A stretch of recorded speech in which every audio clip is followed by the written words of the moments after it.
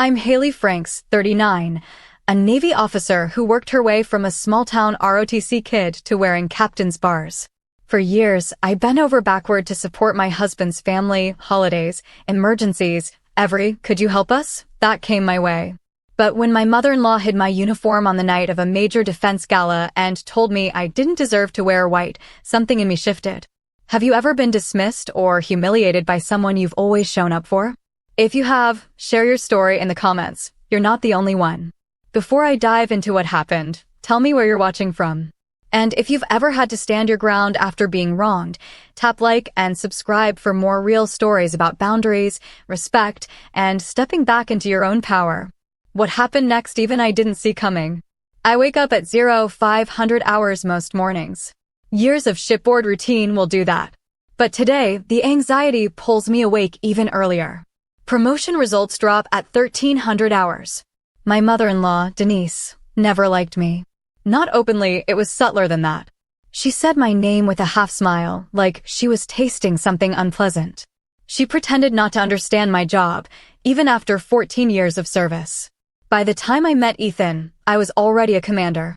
He was a civilian aerospace engineer with steady hands and a calm presence that balanced my operational tempo. His mother introduced me at family gatherings as the one who works on ships, no matter how many times he corrected her. The digs were small at first. Corrosive, but not explosive. You should grow your hair out. It's more feminine. I suppose the Navy isn't really a place for gowns or elegance. You're so rigid. You must bring your work home a lot. She slipped criticism into compliments the way you'd hide a blade in silk. She acted startled every time someone directed a technical or leadership question at me, as if she couldn't imagine I held authority over anyone. I watched her eyes when people addressed me as commander. There was always that flicker of resistance, like she was fighting to accept something that contradicted her internal narrative. The real shift came 3 weeks ago when she learned about the gala. It was a high-profile defense fundraising event. White tie for civilians, service dress white for those in uniform. I mentioned it casually over dinner. Her eyes narrowed. Subtle, but not subtle enough. Oh, she said. So you're wearing white? Something in her voice tightened. A warning I didn't fully register. I was distracted, promotion boards were meeting, and my entire command career hung in that particular kind of limbo only military officers understand. Service dress white, I clarified. It's the required uniform for the event. How lovely, she said, but her smile didn't reach her eyes.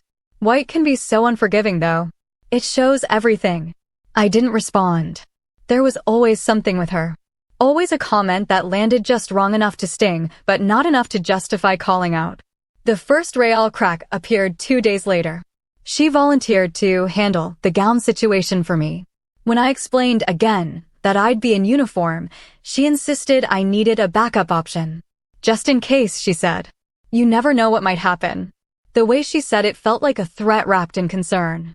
But I had a carrier strike group briefing to prepare and a fitness report to finalize. I declined gently and moved on. I should have paid more attention. Ethan noticed the tension before I did. He mentioned it one night while we were reviewing the gala seating chart. Denise had managed to insert herself into the planning committee despite having no official role. She's acting weird about this event, he said. She's always acting weird about something. No, this is different. She keeps asking about your uniform. What you're wearing, where you're keeping it, when you're getting ready. I shrugged it off. She's probably just anxious about the formality. It's a big night. But his concerns stayed with me. Ethan had spent enough years around military culture to understand protocol, and he rarely worried without reason. His mother's fixation on my attendance felt less like interest and more like surveillance. The week before the gala, she showed up unannounced at our house. She rarely visited without scheduling. Control was her comfort zone. But there she was, standing on the porch with a garment bag draped over her arm. I found the perfect dress for you, she announced, sweeping past me into the living room. Something elegant but understated. Appropriate. The word appropriate landed like an accusation. Denise, I appreciate the thought, but I'm wearing my uniform. I know, dear, but what if you need an option? What if something happens to your uniform? Nothing's going to happen to my uniform. Her smile tightened. Humor me. She hung the garment bag in our guest closet before I could refuse again. When she left, Ethan and I stared at it like it might detonate. "That was strange," he said. "That was calculated," I corrected. I should have removed the dress immediately. Should have returned it with a firm boundary. But I was preparing for a major operational brief, managing personnel evaluations, and trying to keep my head clear for whatever the promotion board decided. A dress in the closet seemed harmless. I didn't realize she was building a plan. The next warning came at a family dinner 3 days before the gala. Denise held court at the head of the table, discussing the event like she was hosting it herself. She mentioned the guest list: ambassadors, senior defense officials, a vice admiral I'd worked with during my last deployment. "Such important people," she said. "Appearances will matter so much." Then she looked directly at me. "I just hope everyone represents the family well." Ethan's fork paused halfway to his mouth. The implication was clear. I was the variable. The risk. "I'm sure everyone will be fine," I said evenly. "Of course. I'm just saying, first impressions are everything. And some people are naturally more suited to these environments than others." There it was.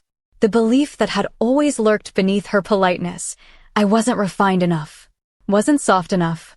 Wasn't the kind of woman her son should have married. The Navy had hardened me, in her view. Made me too direct, too confident, too comfortable with authority. She wanted someone who deferred, who softened, who knew their place. I'd spent 14 years earning my place. She'd spent 3 years resenting it. After dinner, Ethan and I sat in the car for a long time before driving home. "She's going to do something," he said quietly. "Like what?" "I don't know. But she's planning something." I wanted to dismiss it. Wanted to believe that even Denise wouldn't cross certain lines. But the way she looked at me during dinner, like she was solving a problem, stayed with me. That night, I moved my uniform from the guest closet to our bedroom. Hung it in the back of my own closet where I could see it every morning. It felt paranoid, but it also felt necessary. Ethan noticed, but didn't comment. He just squeezed my hand and said, 2 more days. 2 more days until the gala. 2 more days until I'd know about the promotion. 2 more days of pretending everything was fine while watching my mother-in-law circle like she was calculating angles of attack. I've commanded sailors through rough seas and high-stakes operations. I've made decisions that affected lives and missions. But somehow, this felt different. This wasn't an external threat I could strategize against. This was family.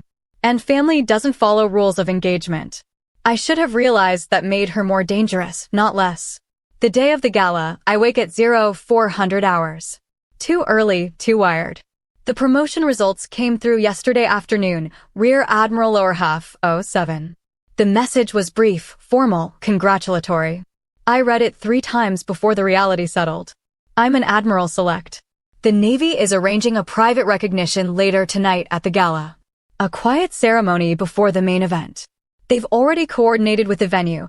A backup set of service dress whites will be waiting for me in case anything happens to my primary uniform during travel. Standard protocol for flag officers at formal events. I didn't think much of it at the time. I should have thought more.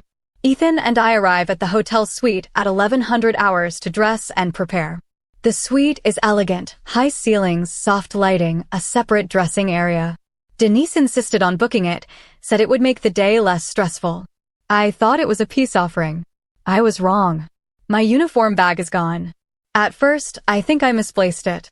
Stress, exhaustion, the weight of the pending promotion. Maybe I put it somewhere and forgot. But the hanger is still there in the closet where I hung it last night. Empty. Almost mocking. I check the bathroom, the bedroom, under the bed. Nothing. Ethan sees my face and knows immediately. Where is it? I don't know. We search together, methodically, increasingly frantic. It's not in the suite. Denise emerges from the adjoining room, already dressed in a silver gown, makeup perfect. She glances at us with an expression that isn't quite concern. Everything all right? My uniform is missing, I say, keeping my voice level. Training overriding panic. Oh no. Are you sure you brought it? I hung it in that closet last night. You saw me. She shrugs delicately. Maybe housekeeping moved it? These things happen. But her eyes tell a different story. There's something in them, not guilt. Triumph. The realization hits slowly, like pressure building inside a submarine hull. She took it. She actually took my uniform. Where is it, Denise? Her expression shifts, hardens. The mask drops just enough for me to see what's underneath. You don't deserve to wear white, she says quietly. You aren't classy enough. And tonight is important for this family, for Ethan's reputation. I won't let you embarrass us. The words hang in the air. Ethan goes completely still beside me. You hid my uniform, I say. Not a question. A statement. I provided an alternative. That dress I gave you, it's simple, elegant, appropriate. You should wear it. Appropriate. Yes. Something more suitable for someone in your position. My position. She means my place. The place she's decided I should occupy. Ethan finds his voice. Mom, what the hell did you do? I'm protecting this family. By sabotaging her? By ensuring she doesn't make a spectacle of herself. White is for women who understand elegance, who belong in these spaces naturally. She's spent 14 years playing dress-up in a man's world. Tonight, she should accept reality. The cruelty is breathtaking. Not because it's loud, but because it's delivered with such casual certainty. I keep my voice steady. Where is my uniform? Where the dress I chose? Something humble. Something that knows its place. Humble. That's the word that breaks through my training. That's the word that shows me exactly what this is about. She doesn't just want me dressed differently. She wants me diminished. Wants me to arrive at an event full of senior defense officials, flag officers, and ambassadors wearing something she selected, something that announces I've been controlled, managed, put in my place. This isn't about fashion or appropriateness. This is about power. This is about making sure everyone in that ballroom knows she decides who I'm allowed to be. But there's one thing she doesn't know. One critical piece of information she doesn't have. I'm not just attending the gala tonight. I'm being recognized. Privately, before the main event, the Navy is acknowledging my promotion to Rear Admiral. And the Navy has already delivered a second set of service dress whites to the venue for the ceremony. Standard protocol for flag officer recognition events. She thought she'd cornered me. Thought she'd written the ending to this story. She has no idea what's coming. I look at her, really look at her, and something shifts inside me. Not anger. Clarity. I'll see you at the gala, Denise. I walk out of the suite without another word. Ethan follows immediately, his hand on my back, his anger barely contained. In the elevator, he turns to me. I'm so sorry. I should have seen this coming. You did see it coming. You warned me. I should have stopped her. This isn't on you. The doors open. We walk through the lobby in silence. My mind is already moving through the operational sequence. Contact the event coordinator, confirm the backup uniform location, adjust timeline, maintain composure. Ethan is still processing. What are you going to do? I'm going to get dressed, I say. And then I'm going to that gala. In what? I smile, small, controlled, certain. In exactly what I'm supposed to wear. He studies my face, reads something there, nods slowly. She doesn't know about the promotion, does she? No. She doesn't know they have a backup uniform waiting. No. His expression shifts. Not satisfaction, something quieter. Relief. She really has no idea. None. We reach the car. Before we get in, Ethan stops me. I meant what I said last week. After this, we're setting boundaries. Real ones. I won't let her do this to you again. I know. I mean it. She crossed a line. She's been crossing lines for 3 years. This is just the first time she did it in a way that can't be explained away or smoothed over. He's quiet for a moment. Then, are you okay? Am I okay? I think about the sailors I've led. The officers I've mentored. The watches I've stood through storms and crises. I think about every challenge I've faced quietly, professionally, without fanfare. And somehow this, a hidden uniform, a mother-in-law's cruelty, hurts in a way those things didn't. Because it came from inside the family I chose. Because it was designed specifically to humiliate me in the realm I've spent nearly 2 decades building. But I don't say any of that. I've handled worse, I tell him. And I have. But this is personal in a way that makes it cut deeper. We drive to the venue in silence. I watch the city pass outside the window and think about why I let this dynamic continue for so long. Why I accepted the small digs, the subtle dismissals, the constant undermining. I told myself it was about keeping peace. About not making Ethan choose. About being the bigger person. But maybe it was also about not wanting to see how much she truly resented me. Now I see it clearly. And I can't unsee it. At the venue, a young ensign meets us at the service entrance. She salutes crisply. "Ma'am, Admiral Select Franks?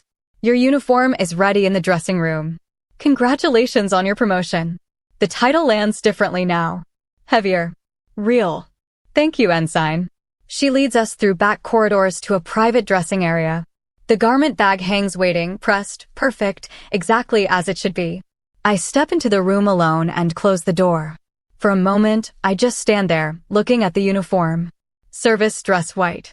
The uniform Denise decided I didn't deserve to wear. I think about her words, "You aren't classy enough." I think about every deployment, every evaluation, every decision that brought me to this moment. And I realize she was never going to accept me, no matter what I did, how I acted, what I accomplished. Because in her mind, a woman in uniform, especially one who outranked the social hierarchy she understood, was a fundamental threat. I get dressed slowly, deliberately. Each piece of the uniform settles into place with familiar weight.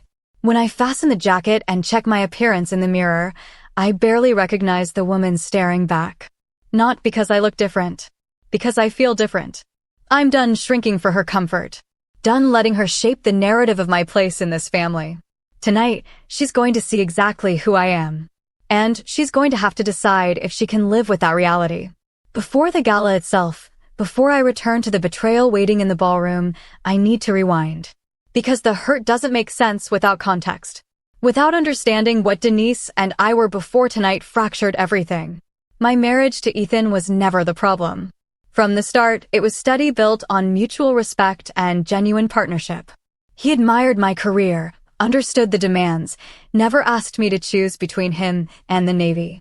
When we met, I was a lieutenant commander with 2 deployments behind me and orders for a 3rd.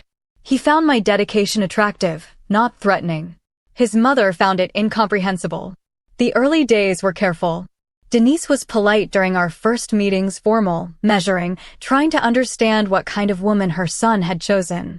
I thought we were building something. I tried. Holiday dinners, phone calls, small gifts for birthdays. I didn't expect adoration, just basic respect. But every attempt slid sideways.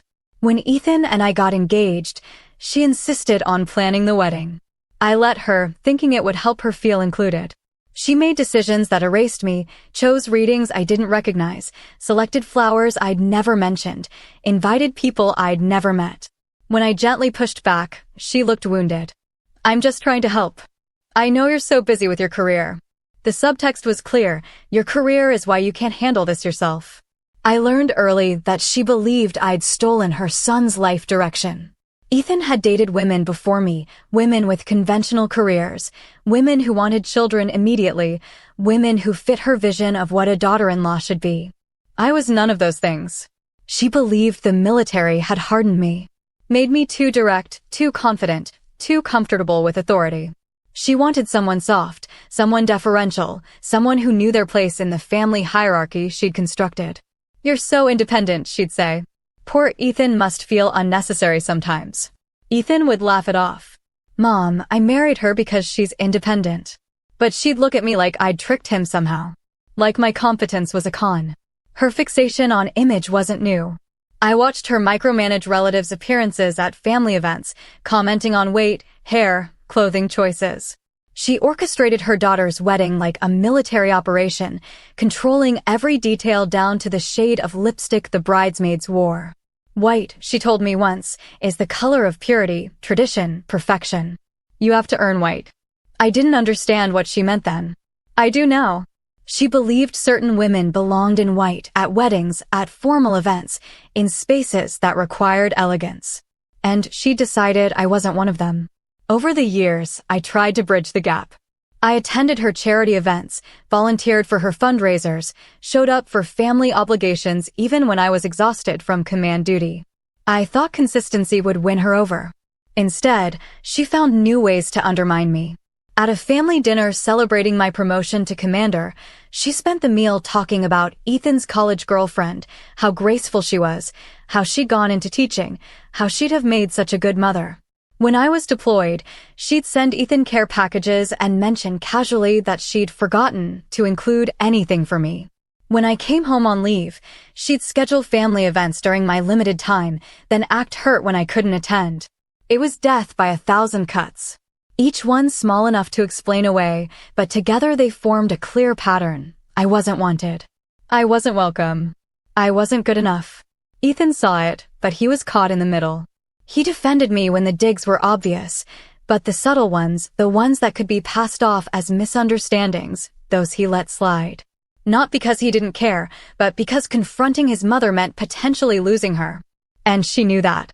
She used it. I told myself it didn't matter. Told myself I had a career to focus on, sailors depending on me, responsibilities that dwarfed one woman's disapproval. But it wore on me. Made me question myself in ways operational stress never did. After particularly difficult visits, I'd find myself wondering, am I too rigid? Too focused on work? Too uncomfortable in social situations? But then I'd return to my command and remember, I lead hundreds of people. I make decisions that affect lives and missions. I'm respected by peers and subordinates alike. The problem wasn't me. It was her refusal to see me. The months before the gala were especially tense. My command tour was ending, promotion board results were pending, and the pressure was immense. I was managing a major operational deployment while preparing transition briefs and wondering if I'd reached my ceiling. Denise sensed the vulnerability. Her comments became more frequent, more pointed. What will you do if you don't get promoted? Will you finally have time for family? Ethan must be relieved your deployment schedule is slowing down. Maybe now you can focus on him. I worry about you. All that stress, all that time away. It ages a person. Each comment landed like a depth charge, small entry, massive internal damage. When I learned about the gala, I saw it as a chance to show her my world. To let her see me in my element, surrounded by people who understood and respected what I did. Instead, she saw it as a threat. Another stage where I'd outshine her carefully constructed image of who I should be. Looking back, I see how much I projected stability onto her because I wanted Ethan to have a good relationship with his mother. I minimized her behavior, explained it away, convinced myself she'd come around eventually. I didn't realize I was teaching her that her behavior had no consequences. That realization, standing in the dressing room wearing the uniform she tried to take from me, is what hurts most. Not that she hid my uniform. Not that she called me unworthy. But that I let her treat me this way for 3 years. That I accepted her definition of who I was allowed to be. I zip up the uniform jacket and check my reflection one final time. That woman, the one who accepted Denise's narrative, who tried to earn approval that was never coming, she's done. Tonight, Denise is going to see exactly who I've been all along. And I'm going to stop apologizing for it. The corridor leading to the ballroom is quiet. My footsteps echo against marble floors, each step deliberate, measured, certain. Service dress, white has a way of settling weight onto your shoulders that goes beyond fabric. Ethan walks beside me, steady but tense. He hasn't said much since I emerged from the dressing room. Just looked at me for a long moment, nodded once, and offered his arm. Ready? He asks now. I've been ready for 3 years. The ballroom doors are open. I can hear the low hum of conversation inside, that particular sound of formal events where everyone's voice is carefully modulated, where status is performed through posture and tone. We pause at the entrance. Ethan squeezes my hand. She's going to react, he warns. I know. It won't be pretty. I know that too. He studies my face. You're really done, aren't you? Done trying with her. Am I? I think about the years of attempted bridge building. The excuses I made, the peace I kept at my own expense. I think about standing in that suite this morning, hearing her say I wasn't classy enough to wear white. I'm done letting her define me, I say. If she wants a relationship after tonight, it'll be on different terms. Real ones. He nods. Good. We step into the ballroom together. The space is exactly what you'd expect from a high-profile defense fundraiser. Crystal chandeliers, round tables with white linens, a stage set for speeches. The crowd is a careful mix of military and civilian leadership, flag officers in service dress, ambassadors and defense contractors in formal evening wear, congressional staffers networking near the bar. I scan the room automatically, cataloging faces. Vice Admiral Kessler near the far wall, deep in conversation with an ambassador I recognize from joint operations. Captain Ruiz from my last command, looking sharp in her service dress blues. A cluster of junior officers trying not to look nervous. And Denise, holding court near the center of the room in her silver gown, laughing with a group of civilian guests. She doesn't see me yet. She's mid-story, gesturing with her champagne glass, clearly comfortable in her element. Ethan and I move further into the room. A server offers champagne. I decline, not tonight. Tonight, I need to be completely present. The first person to notice is Captain Ruiz.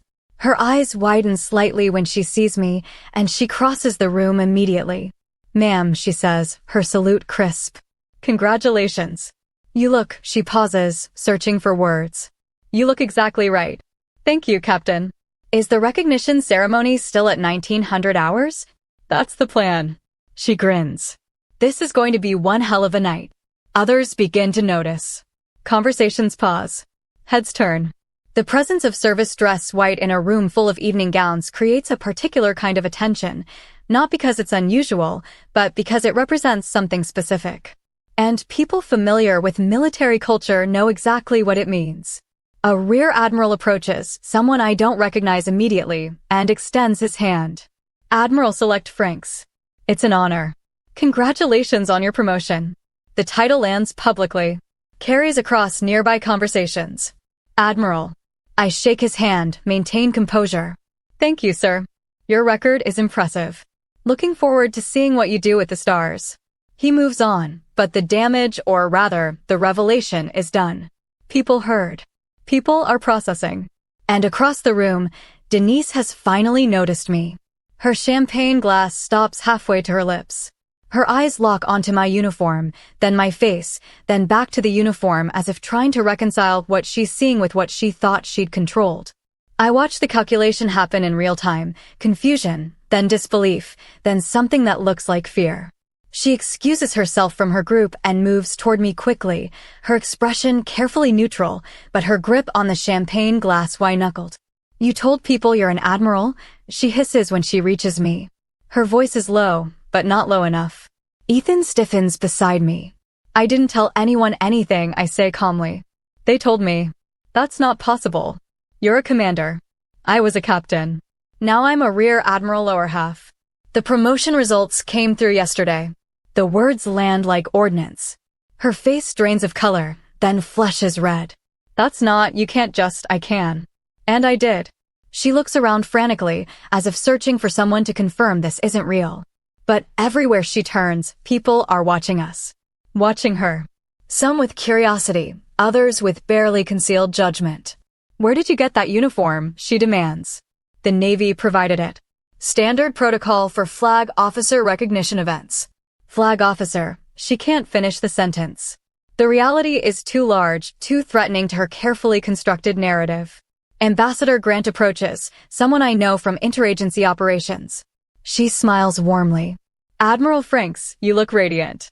That promotion is so well-deserved." "Thank you, Ambassador. I was just telling Robert, Vice Admiral Kessler, how fortunate the Navy is to have someone with your operational experience moving into flag ranks." She continues talking, oblivious to Denise's frozen expression, and I respond professionally while watching my mother-in-law try to process what's happening. When the ambassador moves on, Denise grabs my arm tight enough to leave marks. "You humiliated me," she whispers. "I wore my uniform to a formal event." "That's not humiliation. That's protocol. Everyone thinks they're treating you like an admiral? Because I am one." Her face contorts, shame, rage, confusion, all competing for dominance. "You should have told me.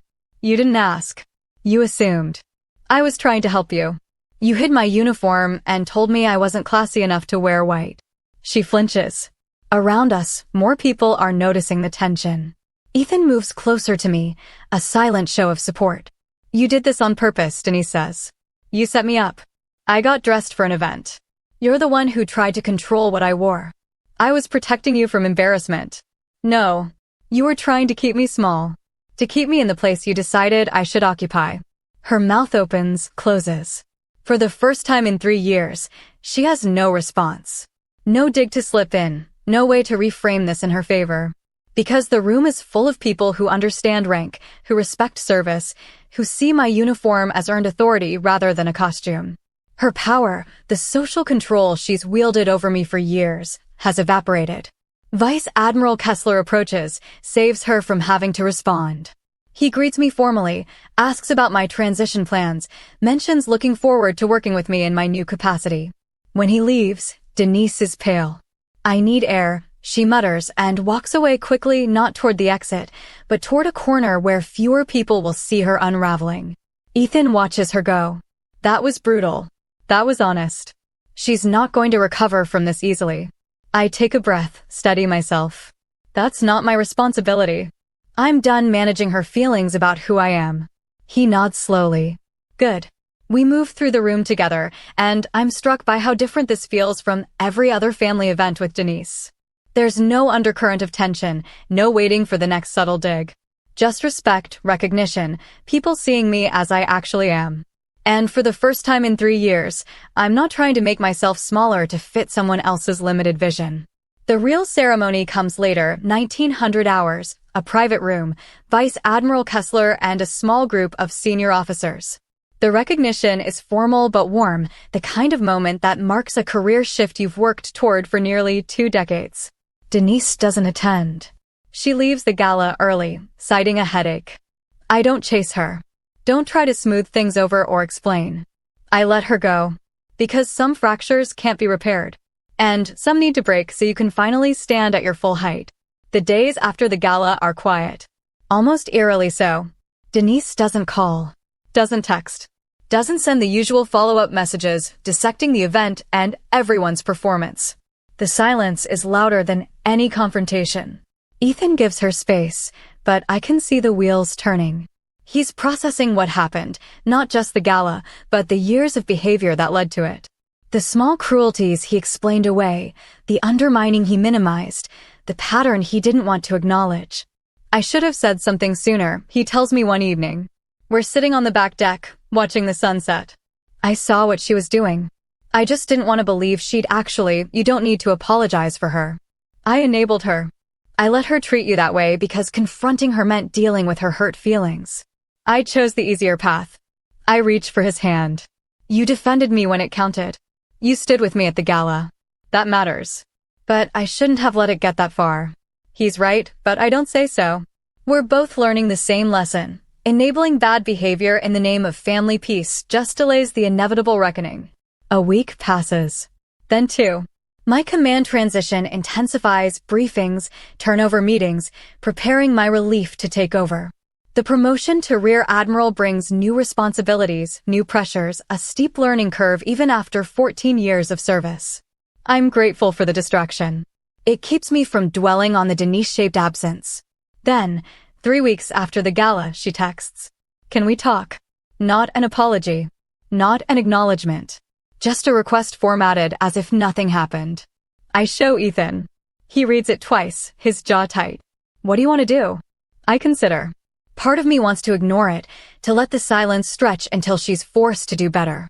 But another part, the part that still remembers what I hoped our relationship could be, wants to at least hear her out. I'll meet her, I say. Somewhere neutral. Public. Short conversation. I'll come with you. No. This needs to be just us. He doesn't like it, but he understands. This isn't his fight to finish. We meet at a coffee shop near her house. She's already there when I arrive, sitting at a corner table, hands wrapped around a cup she hasn't touched. She looks smaller somehow. Less certain. The armor she usually wears, the confident posture, the controlled expression, is fractured. I sit across from her without preamble. You wanted to talk. She takes a breath. I owe you an apology. The words come slowly, like they're being extracted under duress. And maybe they are. Maybe someone, Ethan, a friend, her own conscience, forced her to this moment. For what specifically? I ask. She blinks. For the misunderstanding at the gala. Misunderstanding. I didn't realize you'd been promoted. I was trying to help, and it came out wrong. This is what I expected. A minimization. A reframing that makes her actions about confusion rather than intent. You hid my uniform, I say. You told me I didn't deserve to wear white. You said I wasn't classy enough. Her face flushes. I was worried about appearances. The event was so important, and you thought you could control how I presented myself. You thought you could decide what I was worthy of wearing. That's not fair. Fair? Denise, you sabotaged me. You tried to humiliate me at a professional event. Fair doesn't enter into it. She looks away, jaw tight. I was protecting the family. From what? From me doing my job? From me wearing the uniform I earned? From you making everything about your career? From you overshadowing? She stops, realizes she's revealed too much. Overshadowing who? You? Ethan? She doesn't answer, but the silence confirms it. I lean back, suddenly exhausted. You've resented me from the beginning. Not because I did anything wrong, but because I didn't fit your vision of who your son should marry. You're so defensive. I'm honest. Which you're still not being. She meets my eyes finally. Fine. You want honesty? I don't understand you. I don't understand why you chose a career that takes you away for months, that makes you harder, that puts rank before relationships. I don't understand how my son can be happy with someone who's gone more than she's home. There it is. The core of it. Ethan is happy because he chose me knowing exactly who I am. He respects my service. He's proud of what I do. The only person who has a problem with my career is you. I just think there's a balance. And you don't have it. You think I should sacrifice my career for your comfort. That's not balance. That's control. She flinches, but doesn't back down. I raised Ethan to value family above everything. And you value the Navy. I value both. But you've made it impossible for me to do both without feeling like I'm failing you. And I'm done trying to meet expectations that were designed for me to fail. The words land hard. She looks genuinely shocked, as if it never occurred to her that her standards were impossible. I didn't design anything, she says weakly. You've spent 3 years telling me subtly, constantly, that I'm not good enough. That I'm too rigid, too focused on work, too unfeminine. You've criticized every choice I've made while pretending to be supportive. And when I was about to be recognized for one of the highest achievements of my career, you tried to take it away. Her hands shake around the coffee cup. I was afraid. The admission surprises me. Of what? Of losing him. Of watching him build a life that doesn't include me. You're so capable, so independent. You don't need anyone. What if he decides he doesn't need me either? It's the first real thing she said. And it reframes everything not as malice, but as fear. Fear that makes her strike out, control, diminish. But understanding doesn't mean accepting. I'm not your competition, Denise. I never was. But you treated me like one. And that hurt both of us. She's quiet for a long time. Then, I don't know how to fix this. I don't either. But it starts with you accepting who I am. Rank, career, all of it. Not tolerating it. Accepting it. And if I can't? Then we keep our distance. Polite, civil, minimal. Whatever protects my peace and Ethan's relationship with you. It's not cruel. It's honest. And she knows it. She nods slowly, defeated. I'll try. That's all I'm asking. We sit in silence for another minute. Then I stand, ready to leave. Haley, she says. I pause. You did look radiant. At the gala. I couldn't say it. It's not an apology. But it's something. A crack in the armor. I nod and walk out. Months pass. Life shifts into the rhythm of new responsibilities. The flag officer transition is steep, different expectations, broader scope, decisions that ripple further than I'm used to. I work long hours, brief senior leaders, navigate political dynamics I've never had to consider before. It's hard. But it's also exactly what I trained for. Denise tries. Awkwardly, inconsistently, but she tries. She sends occasional texts, surface-level check-ins, nothing deep. She doesn't ask about my work directly, but she stops making comments about it. At a family dinner 6 months after the gala, she introduces me to a friend as Ethan's wife, Haley. She's an admiral. It's the first time she's led with my rank. The first time she's said it with something that isn't resentment. Ethan catches my eye across the table, raises his eyebrows slightly. Progress. It's not perfect. We're not close. But we're no longer at war. The real shift happens inside me, though. Not in her behavior, but in my response to it. I stop waiting for her approval. Stop monitoring her reactions. Stop shrinking myself to make her comfortable. I stand at my full height. And it changes everything. At work, I'm more decisive, less worried about being perceived as too aggressive or too confident. I trust my instincts, advocate for my sailors, push back when necessary. At home, I'm more present, not because I'm trying less hard at work, but because I'm not carrying the weight of someone else's disappointment anymore. Ethan notices. You seem lighter, he says one evening. I feel lighter. Because of my mom? Because I finally put down something I should have never picked up in the first place. He understands. We're both learning the same lesson. You can't build a healthy relationship on the foundation of shrinking yourself. The gala feels distant now, a turning point that I've moved past. But sometimes, late at night, I still think about that moment in the suite. You don't deserve to wear white. The cruelty of it. The precision. The way it was designed to hit exactly where I was most vulnerable. But also, the way it failed. Because wearing that uniform, walking into that ballroom, being recognized as Admiral, wasn't about proving her wrong. It was about accepting the truth of who I am. I spent 3 years trying to earn Denise's respect by meeting her standards. But her standards were never about respect. They were about control. The real victory wasn't her seeing me differently. It was me seeing myself clearly. A year after the gala, I'm sitting in my office reviewing personnel evaluations when Ethan calls. Mom wants to have dinner, he says. Just the 3 of us. My first instinct is to find an excuse. But I pause, consider. What's the occasion? No occasion. She just wants to try. I hear the hope in his voice. The careful optimism of someone who wants his family to work. Okay, I say. But neutral location. And if it goes sideways, we leave. Deal. The dinner is at a quiet restaurant, nothing fancy, nothing loaded with expectation. Denise is already seated when we arrive, looking nervous in a way I've never seen her. The conversation starts carefully. Weather, local news, safe topics that don't venture into dangerous territory. But then, halfway through the meal, she says something that surprises me. I've been in therapy. Ethan and I exchange glances. That's good, I say carefully. It's hard. Confronting things. But my therapist helped me see. She pauses, choosing words carefully. I was trying to control things I was afraid of losing. And I hurt people doing it. It's the closest she's come to a real apology.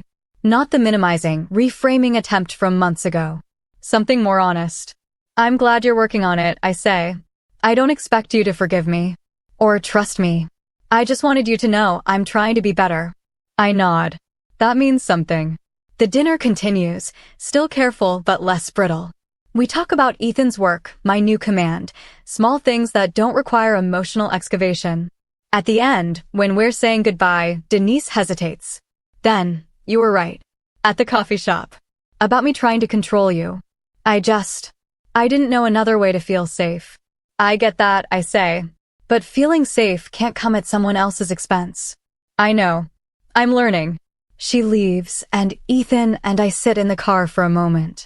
That was different, he says. It was honest. Do you think she can actually change? I consider. I think she's trying.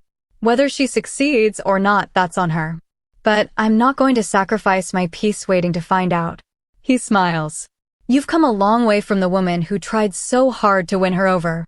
That woman was exhausted. This woman knows her worth. We drive home, and I think about the journey, not just mine, but Denise's too. How fear makes us cruel, how control feels like safety, how hard it is to unlearn patterns we've relied on for decades. I don't know if our relationship will ever be warm or close. Maybe it won't. Maybe the best we can manage is respectful distance. But that's okay. Because I finally understand something crucial. Her opinion of me was never the problem. My belief that I needed it was. The real payoff doesn't come in a single moment. It unfolds quietly over months. It's in the way I walk into rooms now, confident, unhesitant, fully myself. It's in the decisions I make as a flag officer, trusting my judgment, advocating for my people, refusing to soften myself for comfort. It's in the relationship with Ethan, stronger now, more honest, built on a foundation that doesn't include managing someone else's insecurities. It's in the rare family dinners with Denise, still careful, still bounded, but no longer battlegrounds. But mostly, it's in the peace I feel on quiet mornings. I wake at 500 hours out of habit, but there's no anxiety anymore. No dread about the next subtle dig or carefully worded criticism. No exhausting mental preparation for interactions that used to drain me. I make coffee, watch the sunrise, review the day's schedule. My responsibilities are heavier now. Flag officer duties carry weight that commander responsibilities didn't. But I'm not carrying anyone else's disappointment alongside them. That difference is everything. One morning, a few months before my promotion ceremony, I get an email from Captain Ruiz. She's writing to congratulate me on taking command of a new fleet component. At the end, she adds, "You look different lately, ma'am. More settled. Whatever changed, keep it." I smile. She's right.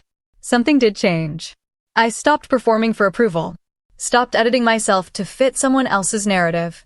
Stopped believing that earning respect meant shrinking into a shape others found acceptable. The gala was a turning point, but it wasn't the real victory. The real victory was everything that came after: the slow, deliberate reconstruction of boundaries, the reclaiming of space, the acceptance that some relationships aren't meant to be fixed. Ethan and I talk about it sometimes. Late nights, when work is done and the house is quiet. "Do you think she really understands?" he asks once. What she did? Maybe. Why she did it? I don't know if she's there yet. Does it matter? I consider. It matters for her healing.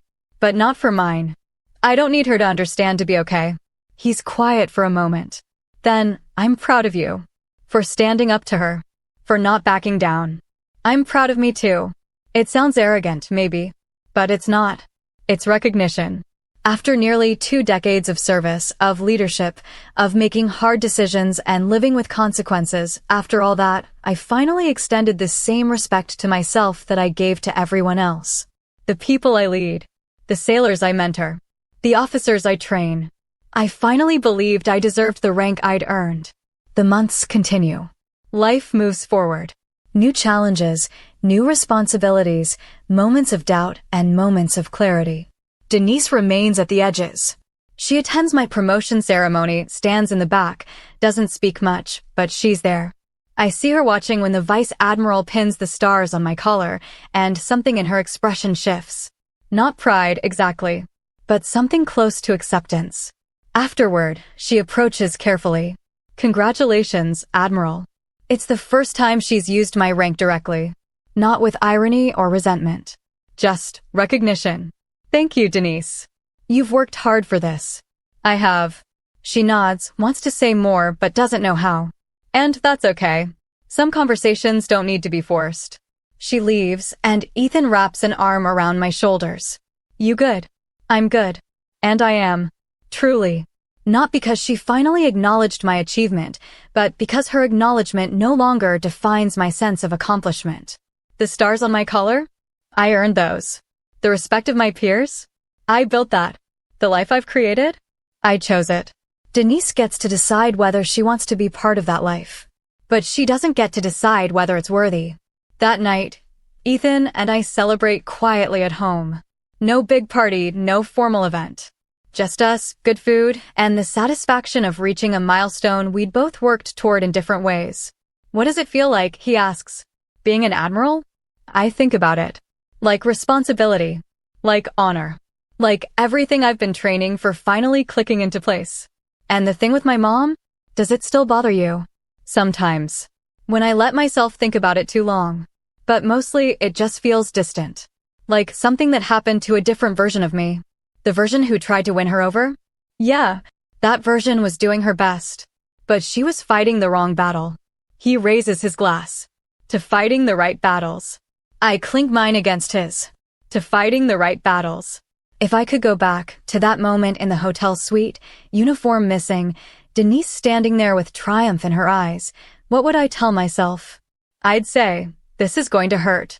Not the missing uniform. That's just fabric. But the realization that someone you tried so hard with never intended to accept you. That's going to hurt. But I'd also say, you're stronger than you know. You've weathered deployments, commanded through crises, made decisions that affected hundreds of lives. This is just one more challenge. And you're going to handle it. I'd tell her, stop waiting for permission to be yourself. Stop editing your accomplishments to make others comfortable. Stop believing that earning love means erasing yourself. And finally, the uniform you're worried about? The Navy already has a backup waiting at the venue. You're going to walk into that gala, and everyone is going to see exactly who you are. And she's going to have to live with that. But here's what I wouldn't tell that earlier version of myself, that the real transformation isn't about the gala. It's about the months afterward. The slow, steady work of rebuilding boundaries, reclaiming space, choosing peace over performance. That's the part you have to live through to understand. So here I am now. Rear Admiral, lower half. 2 stars on my collar, new responsibilities on my shoulders, and a clarity I didn't have a year ago. Denise and I aren't close. Maybe we never will be. But we're no longer at war, and that's enough. Ethan and I are stronger, our foundation rebuilt on honesty rather than peacekeeping. And me? I'm finally comfortable in my own rank, my own skin, my own life. The woman who walked into that hotel suite, the one who second-guessed herself, who tried so hard to earn approval, who believed love required self-erasure, she's gone. In her place is someone who knows her worth. Someone who stands at her full height. Someone who doesn't apologize for wearing white. If someone keeps shrinking your world, don't wait for their approval to step out of it. You don't need permission to take up space. You don't need validation to be worthy. You don't need anyone's blessing to stand in the truth of who you are. I learned that the hard way. But I learned it. And now, when I put on my service dress whites, whether for formal ceremonies or fleet operations, I don't think about Denise anymore. I think about the sailors I lead, the officers I mentor, the responsibility I carry, and the woman I finally let myself become. That's the real payoff. Not revenge. Not vindication. Just peace. And the quiet, unshakable knowledge that I earned every single thing I have, including the right to wear white. 20 years is a long time in the military. Long enough to see junior officers become flag officers themselves. Long enough to watch geopolitical landscapes shift, technologies evolve, entire doctrines rewritten. Long enough to build a legacy that outlives your active service. I'm standing in my study at 0530 hours. Some habits never die, reviewing the guest list for today's ceremony. Retirement. The word still feels strange, even after months of preparation. After 34 years of service, you'd think stepping away would feel natural. Instead, it feels like shedding skin. Outside, early morning light filters through the windows of the house Ethan and I bought 15 years ago. It's close to the water, not ocean, but a calm inlet where I can see boats in the morning. He insisted on it after my 2nd star, said I needed somewhere that felt like home between assignments. He was right. He usually is. The study is lined with the accumulated weight of a career, unit plaques, framed commendations, photos from change of command ceremonies spanning decades. In the corner, a shadow box holds my first uniform insignia, the single gold bar from when I was commissioned. Next to it, waiting to be mounted after today, will be the 4 stars I've worn for the past 3 years. For stars. Admiral. Oh, 10. The journey from that hotel suite 20 years ago feels both infinite and instantaneous. My phone buzzes. A text from Vice Admiral Collins, Mariah, though she'll always be Ensign Collins in my mind. The young officer who brought me that backup uniform 20 years ago. Now she's preparing to pin on her 3rd star, and she's nervous about giving remarks at my ceremony. Don't be nervous, I text back. Just tell the truth. That's all anyone wants to hear. She responds with a thumbs up and a promise to see me at the venue. I set the phone down and return to the guest list. It's extensive: senior defense officials, current and former commanders, congressional representatives, international flag officers I've worked with across multiple theaters. My entire chain of command will be there. The Secretary of the Navy is giving remarks. And at the bottom of the civilian guest list, Denise Franks. I added her name myself 3 weeks ago. Ethan asked if I was sure. I was. The last 20 years with Denise have been complicated. Not easy, not close, but something more honest than what came before. After that dinner where she admitted she was in therapy, things shifted incrementally. She stopped trying to control. I stopped expecting her to change overnight. We found a middle ground that looked like respectful distance, punctuated by genuine moments. She attended my promotion ceremonies, all of them. Stood quietly in the crowd, never tried to make them about her. When I made 2 stars, She sent a handwritten card. I'm learning what it means to be proud of someone without needing to understand their choices. It wasn't perfect, but it was real. When I made 3 stars, she asked if she could host a small family dinner. Nothing elaborate, just close family. I agreed, cautiously. The dinner was simple, warm even. She asked about my new assignment, Pacific Fleet, with genuine interest. Listened when I talked about strategic challenges, didn't change the subject or glaze over. Ethan watched the interaction like he was witnessing something miraculous. Afterward, driving home, he said, I don't know what happened to her, but I'll take it. She got tired of being afraid, I said. Fear makes you small. She decided to try something different. The 4th star came 3 years ago. By then, Denise was 78, slowed by age but sharper in ways that mattered. She attended the ceremony with Ethan's sister and her family. When the secretary pinned on the stars, I saw her in the crowd, not crying, not making a scene, just watching with something that looked like understanding. At the reception afterward, she approached me carefully. I'm proud of you, Haley. It was the first time she'd said it without qualification or caveat. Thank you, Denise. I wish she stopped, reconsidered. I wish I'd been kinder at the beginning. I wasted a lot of years being afraid of the wrong things. We all did our best with what we knew then. You did better than I did. It wasn't an argument I needed to win anymore. So I just squeezed her hand and moved on to the next guest. That's what 20 years teaches you. Not everyone's journey moves at the same pace. Some people arrive at understanding early. Others take decades. And some never get there at all. Denise got there.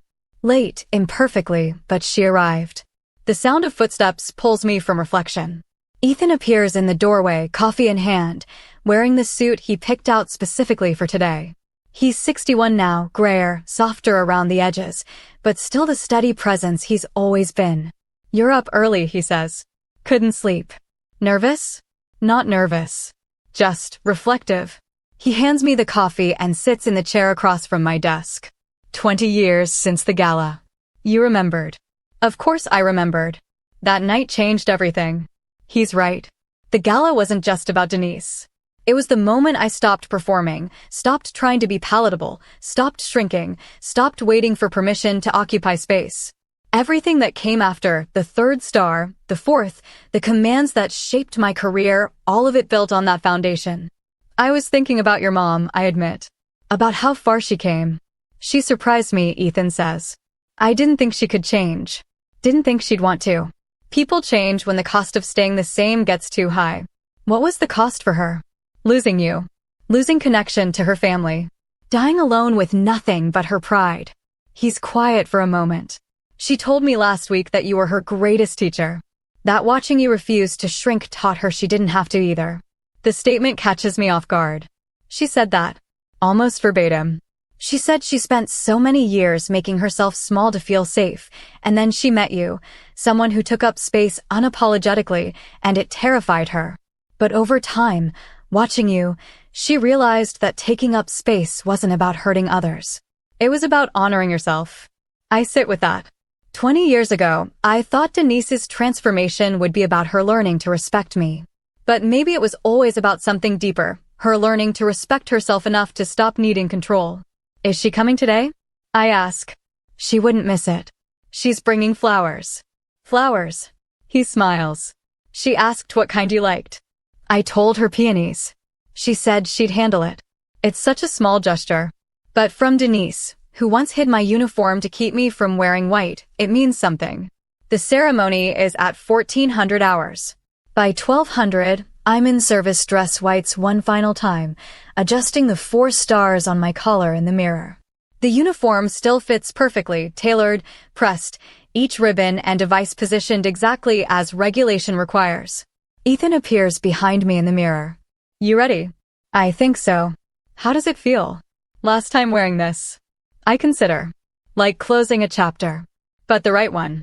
On my terms. He kisses my temple. Let's go show them what 34 years looks like. The venue is the same one where I was recognized as a Rear Admiral 20 years ago. Different ballroom, different setup, but the building holds memory. As we walk through the corridors, I think about that younger version of me, Captain Franks, standing in a dressing room, fastening her uniform after Denise tried to take it away. If I could tell her what the next 20 years would hold, would she believe me? The ballroom is full.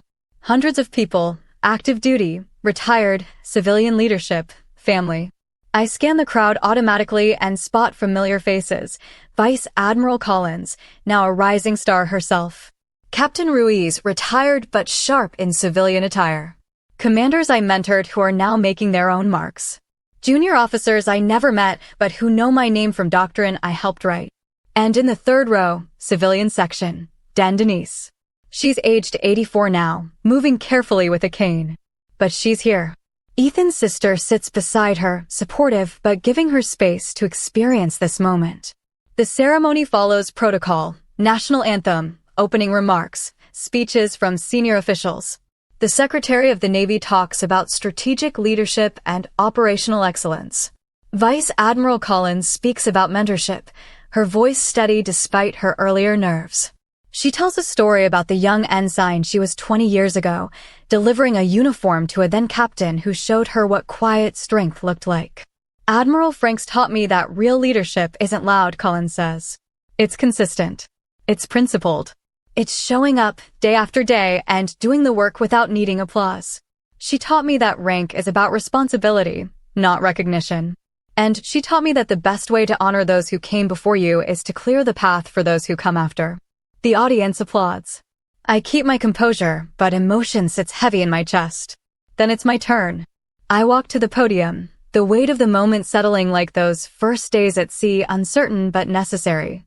I begin with tradition, thanking the Navy, acknowledging my chain of command, recognizing the sailors I've served alongside. But then I shift. 34 years is long enough to see patterns, to understand what builds strong commands and what corrodes them. And one pattern I've seen consistently is this: the best leaders are the ones who create space for others to grow, not by diminishing themselves, but by refusing to diminish anyone else. I pause, find Denise in the crowd. She's watching intently. I've been fortunate to serve with people who understood that, who saw potential and cultivated it, who made room at the table instead of guarding seats. And I've tried to do the same, not perfectly, but consistently. I talk about the officers I mentored, the commands I led, the operations that shaped my understanding of leadership. I talk about mistakes made and lessons learned, about the loneliness of flag officer responsibilities and the privilege of serving something larger than yourself. And then, toward the end, I say something I didn't plan. 20 years ago, someone told me I didn't deserve to wear white, that I wasn't classy enough, wasn't feminine enough, wasn't worthy of standing in spaces reserved for people with real grace. The room goes very still. This isn't typical retirement ceremony content. At the time, it hurt. It hurt because it came from someone whose approval I wanted.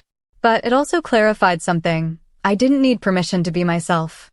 I didn't need anyone's blessing to stand in the truth of what I'd earned.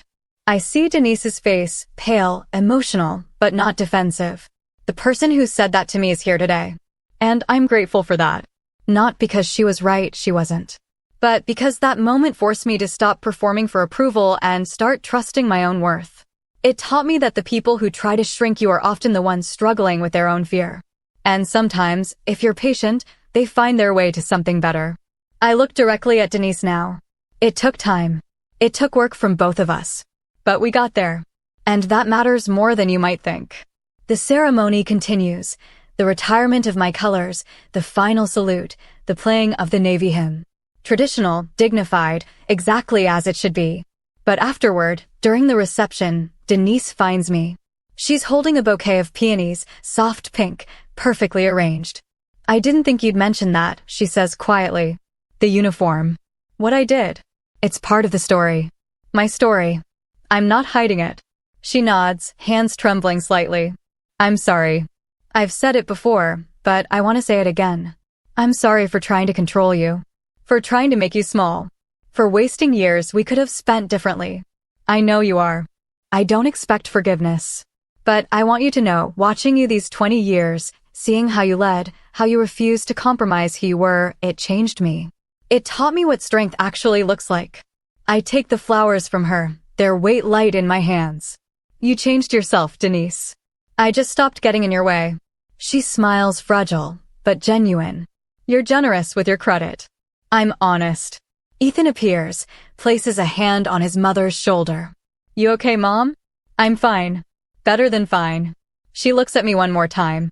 Thank you, Haley, for not giving up. On yourself or on me. She moves away, rejoins Ethan's sister, leaving me holding peonies and decades of complicated history. Later, after the ceremony, after the last guest has departed and the uniform has been carefully packed away, Ethan and I sit in the car outside the venue. That was something, he says. What was? You mentioning the uniform incident. I didn't expect that. It felt right. It's part of the journey. And mentioning that she's here, that you're grateful, that was generous. It was honest. Her behavior 20 years ago did hurt. But it also freed me. Sometimes the people who challenge you the most end up teaching you the most important lessons. He's quiet, processing. Then, do you think she'll ever fully forgive herself? I don't know. That's her work to do. But she's trying. And that's more than a lot of people manage. We drive home as the sun sets, the water reflecting gold and orange. Inside the house, I change out of the uniform for the last time, folding each piece carefully. The stars go into a small box, soon to be mounted, memorialized, part of history rather than active duty. I catch my reflection in the mirror. 59 years old. Gray hair I stopped dyeing years ago. Lines around my eyes from decades of squinting at horizons. The physical markers of time passed. But I feel settled. Complete. Like I finished what I started. Ethan appears in the doorway. What are you thinking? That I'm grateful. For all of it, the challenges, the victories, even the difficult parts. Even my mother? Especially your mother. Because she taught me something crucial. You can't control how people see you. You can only control how you see yourself. And once I figured that out, everything else fell into place. Later that night, I receive a text from Denise. Just 3 words, thank you, Admiral. I stare at the message for a long time. Then I type back, thank you for coming. She doesn't respond. She doesn't need to. 20 years ago, I stood in a dressing room wearing a uniform someone tried to take from me. I walked into a ballroom and reclaimed my space. I refused to shrink. Tonight, I'm standing in my own home, retired from active duty, wearing civilian clothes. And I'm still standing at my full height. The uniform doesn't define me anymore. The rank doesn't validate me. The approval of others doesn't complete me. I'm simply myself. Fully, unapologetically, peacefully myself. And that, more than any star, any ceremony, any recognition, is the real victory. 20 years taught me that leadership isn't about power. It's about integrity. It's about showing up consistently, treating people with dignity, and refusing to let anyone, including yourself, compromise your worth. I didn't just earn 4 stars. I earned the right to stand in my own truth. And nobody, not Denise, not the Navy, not time itself, can take that away. That's the legacy I'm leaving behind. Not just operational successes or strategic victories, but something simpler, proof that you can honor yourself without diminishing others. That you can stand firm without becoming hard. That you can refuse to shrink while still making space for people to grow. The peonies Denise brought sit in a vase on the kitchen counter. Soft, pink, delicate, but present. Like forgiveness. Like understanding. Like the quiet, hard-won peace that comes from refusing to let someone else's fear define your future. I earn the right to wear white. But more importantly, I earn the right to take it off on my own terms. And that is everything. And that's how one night, one uniform, and one boundary changed the entire dynamic of my marriage and my in-laws. What about you? Have you ever had someone try to undermine you out of jealousy or insecurity? Have you ever had to reclaim your dignity in a room where someone hoped you'd shrink? Tell me your story in the comments. I read all of them. And if this hit home for you, make sure to like, subscribe, and share it with someone who needs a reminder. You don't owe anyone your silence.